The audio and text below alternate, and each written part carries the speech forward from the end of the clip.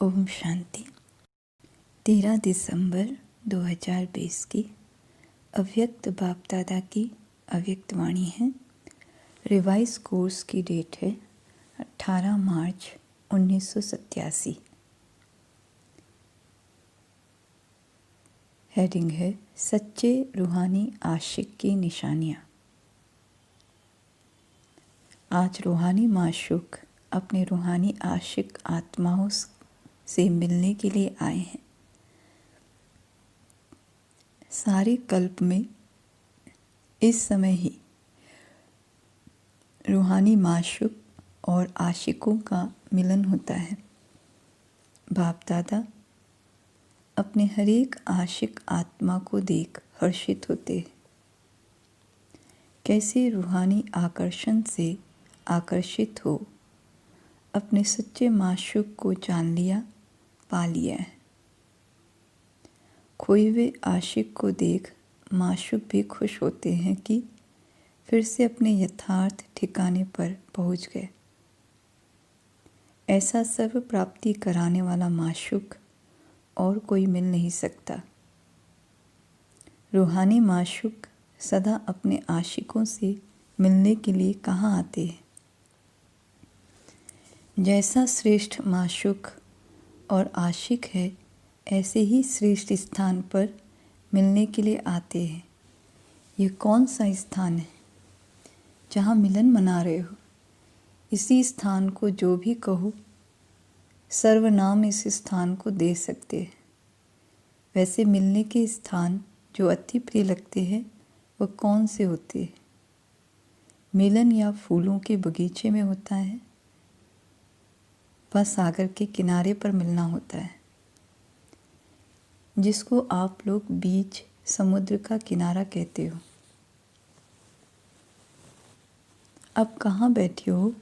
ज्ञान सागर के किनारे रूहानी मिलन के स्थान पर बैठे हो। रूहानी व गॉडली गार्डन अल्लाह का बगीचा है। और तो अनेक प्रकार के बगीचे देखे हैं, लेकिन ऐसा बगीचा जहाँ हर एक दो से ज़्यादा खिले हुए फूल हैं, एक एक श्रेष्ठ सुंदरता से अपनी खुशबू दे रहे, ऐसा बगीचा है। इसी बीज पर बाप दादा व माशूक मिलने आते हैं।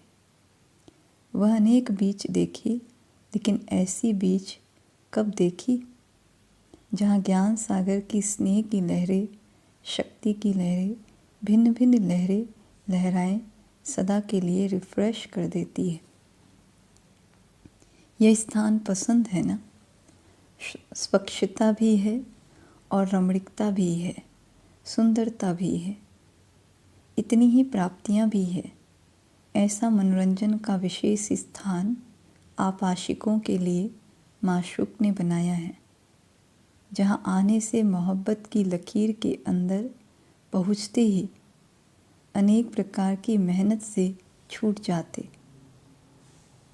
सबसे बड़ी मेहनत नेचुरल याद की वह सहज अनुभव करते हो।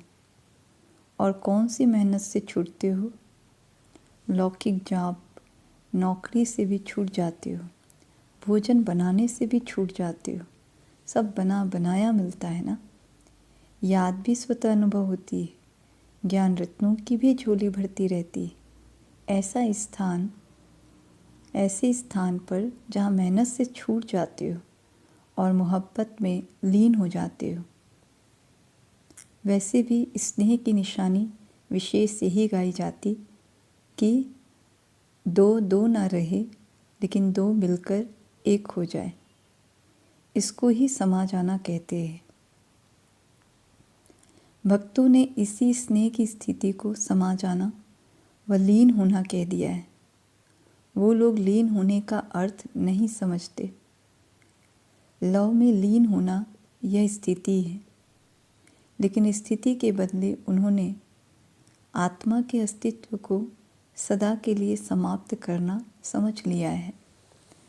समा जाना अर्थात समान बन जाना। जब बाप के व रूहानी माशूक के मिलन में मग्न हो जाते हो, तो बाप समान बनने अथवा समा जाने अर्थात समान बनने का अनुभव करते हो। इसी स्थिति को भक्तों ने समा जाना कहा है। लीन भी होते हो, समा भी जाते हो, लेकिन यह मिलन के मोहब्बत के स्थिति की अनुभूति है। समझा? इसलिए बाप दादा अपने आशिकों को देख रहे हैं। सच्चे आशिक अर्थात सदा आशिक, नेचुरल आशिक।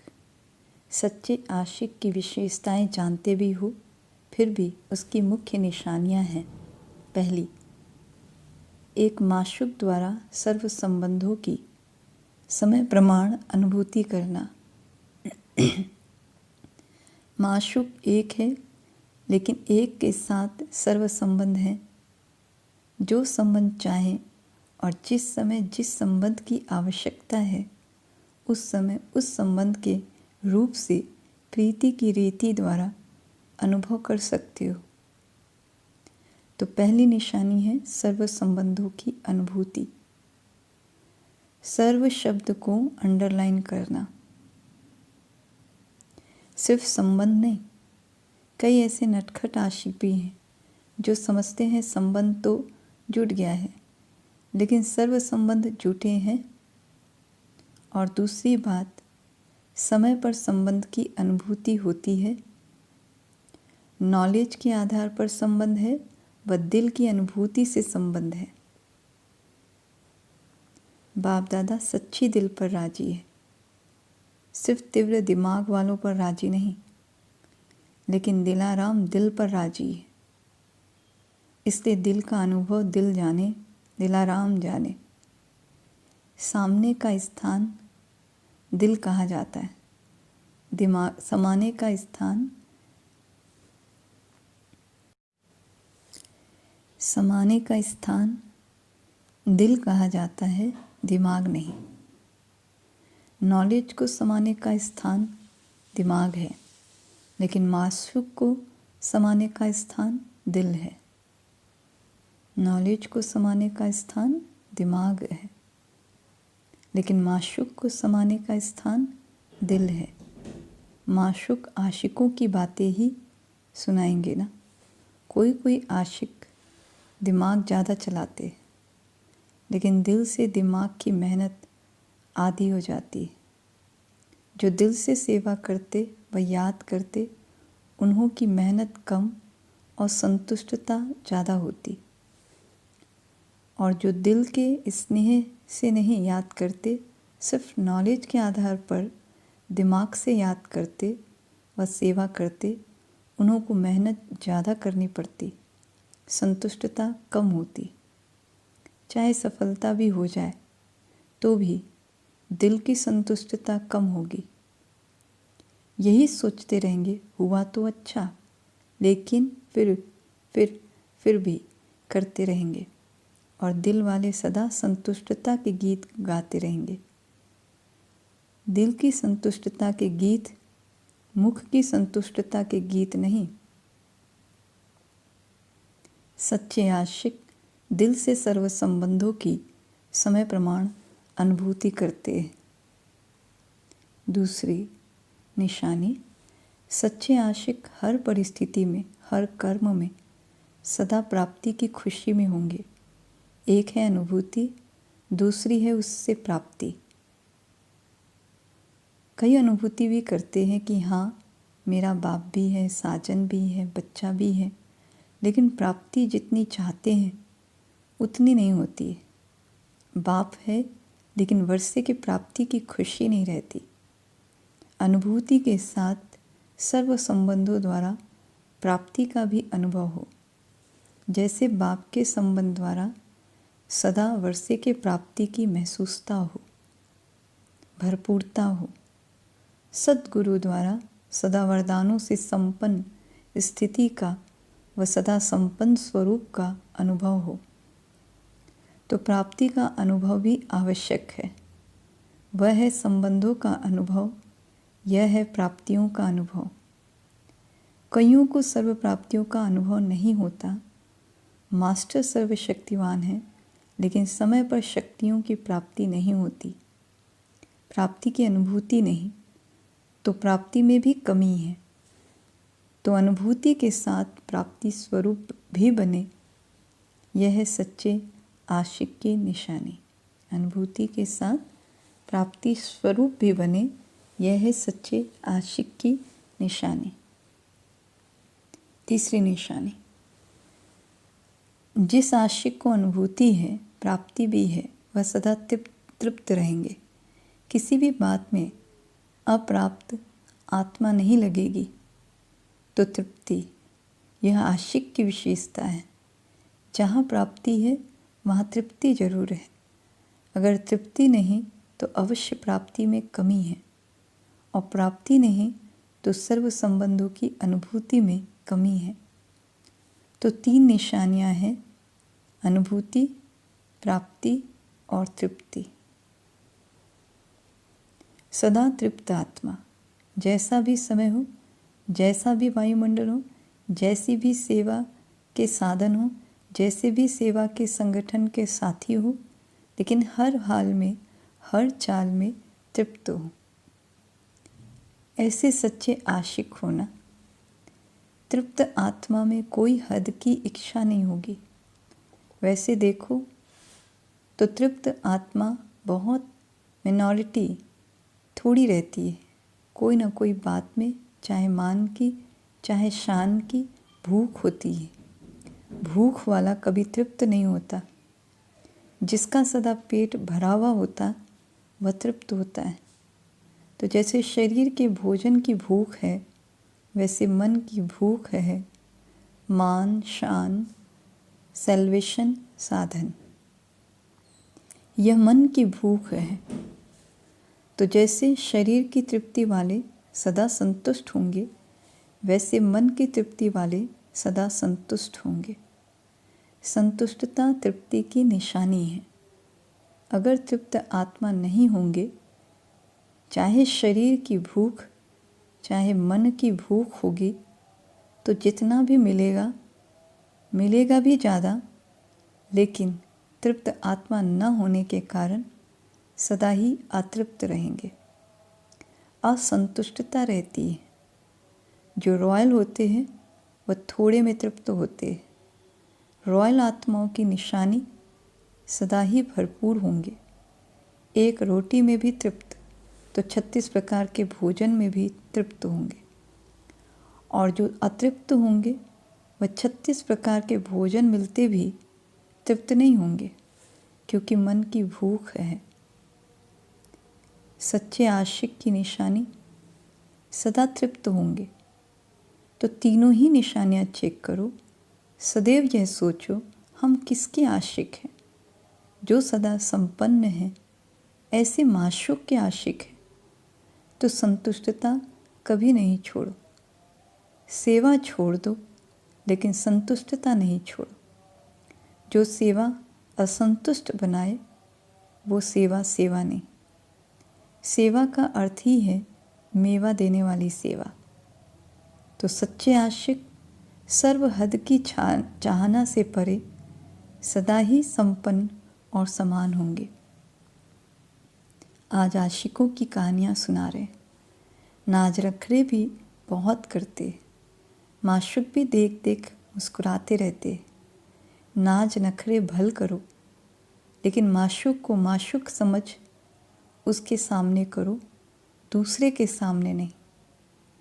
भिन्न भिन्न हद के स्वभाव, संस्कार के नखरे और नाज करते हैं। जहाँ मेरा स्वभाव, मेरे संस्कार शब्द आता है, वहाँ भी नाज नखरे शुरू हो जाते। बाप का स्वभाव सो मेरा स्वभाव हो, मेरा स्वभाव बाप के स्वभाव से भिन्न हो नहीं सकता। वह माया का स्वभाव है, पराया स्वभाव है। उसको मेरा कैसे कहेंगे? माया पराई है, अपनी नहीं है। बाप अपना है। मेरा स्वभाव अर्थात बाप का स्वभाव। माया के स्वभाव को मेरा कहना भी रॉन्ग है। मेरा शब्द ही फेरे में लाता है, अर्थात चक्र में लाता है। आशिक माशूक के आगे ऐसे नाच नखरे भी दिखाते हैं। जो बाप का सो मेरा। हर बात में भक्ति में भी यही कहते, जो तेरा सो मेरा और मेरा कुछ नहीं। लेकिन जो तेरा सो मेरा, जो बाप का संकल्प व मेरा संकल्प, सेवा के पाठ बजाने के बाप के संस्कार स्वभाव व मेरे, तो इससे क्या होगा, हद का मेरा तेरा हो जाएगा। हद का मेरा तेरा हो जाएगा। तेरा सो मेरा अलग मेरा नहीं है। जो भी बाप से भिन्न है, जो भी बाप से भिन्न है वह मेरा है ही नहीं, वह माया का फेरा है।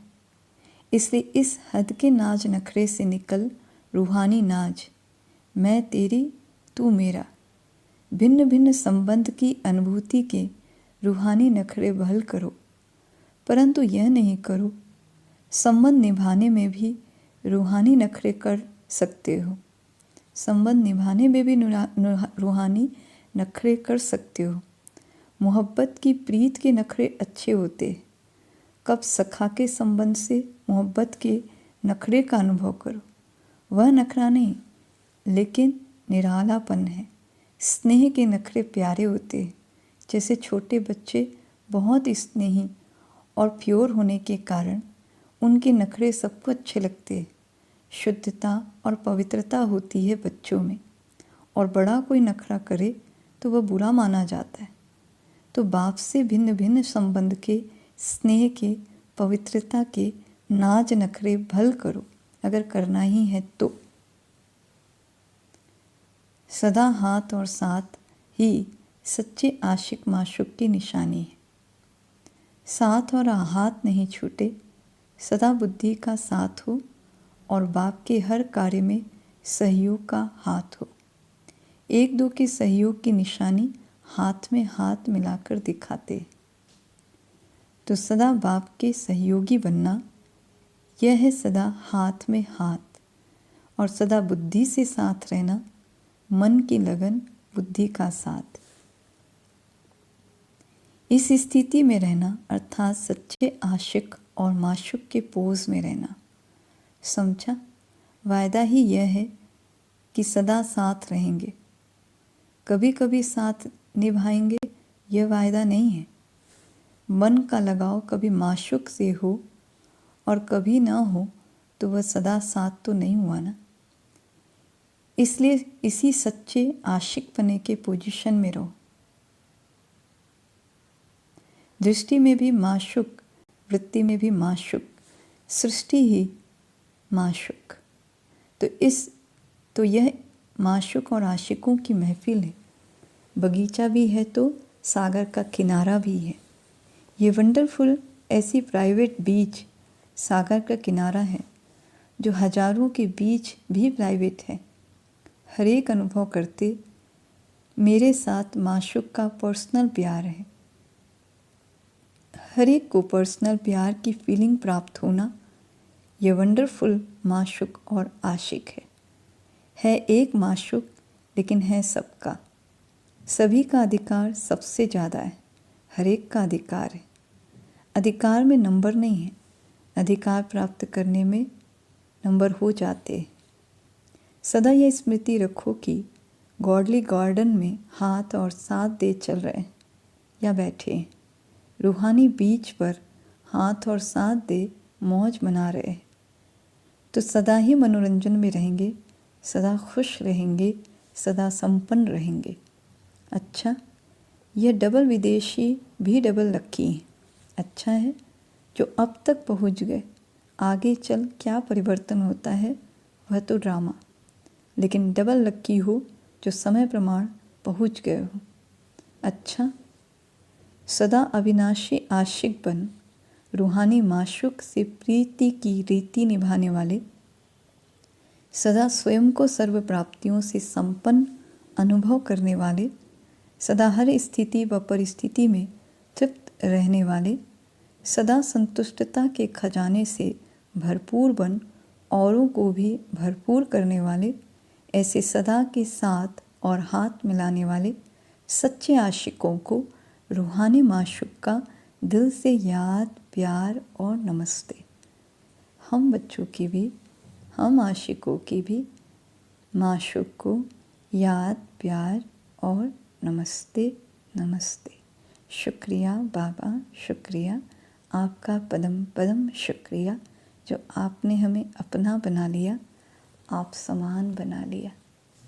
फिर वरदान है, सदा श्रेष्ठ और नए प्रकार की सेवा द्वारा वृद्धि करने वाले सहज सेवाधारी भव। सदा श्रेष्ठ और नए प्रकार की सेवा द्वारा वृद्धि करने वाले सहज सेवाधारी भव।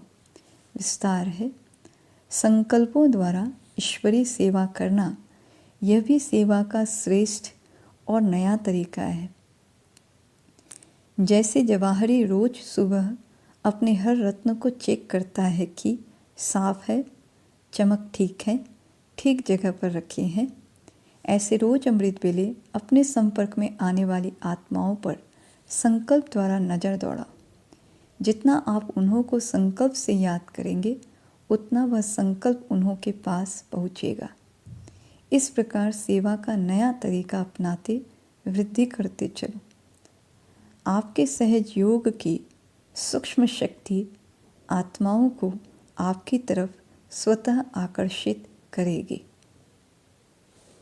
आपके सहज योग की सूक्ष्म शक्ति आत्माओं को आपकी तरफ स्वतः आकर्षित करेगी।